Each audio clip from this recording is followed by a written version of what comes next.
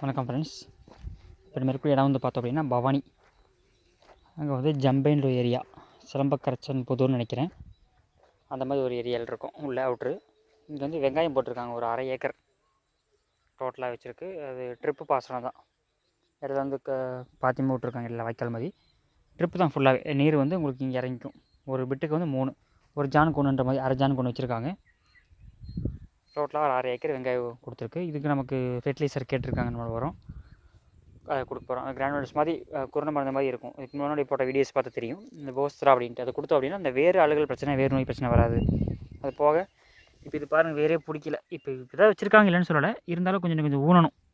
ஒரு பெருசாக ஒரு இது இல்லை, பெருசாக ஊனாமல் இருக்குது. வேரோட்டம் அதிகமாகும். இப்போ இங்கே இருக்க வேர் அப்படின்னா இது வரைக்கும் வந்துடும் ஃபுல்லாக. ஒரு ஜானுக்கு மேலேயே வேர் வரும், வெங்காய வேர் கூட. வேரோட்டம் அதிகம் பண்ணி விட்றலாம். வெள்ளை வேர் சத்து ஒரு உயிருக்கு அதிகமாக சப்போர்ட்டாக இருக்கும். இன்னும் கொஞ்சம் கால் பிரிகிறது வந்து வெங்காயோட தாள் வந்து பார்த்திங்கன்னா 4-5 பட்டு பிரியும். அதனால ஈல்டு கிடைக்கும். காய் நல்லா செவேன்னு வரும் ரோஸ் கலரில். ஈல்டு அதிகப்படுத்துறதுக்காக இந்த நம்ம யூஸ் பண்ணலாம். நீங்கள் டவுட்ஸ் இருக்குன்னா நம்பருக்கு நீங்கள் எப்போனாலும் கான்டாக்ட் பண்ணலாம்.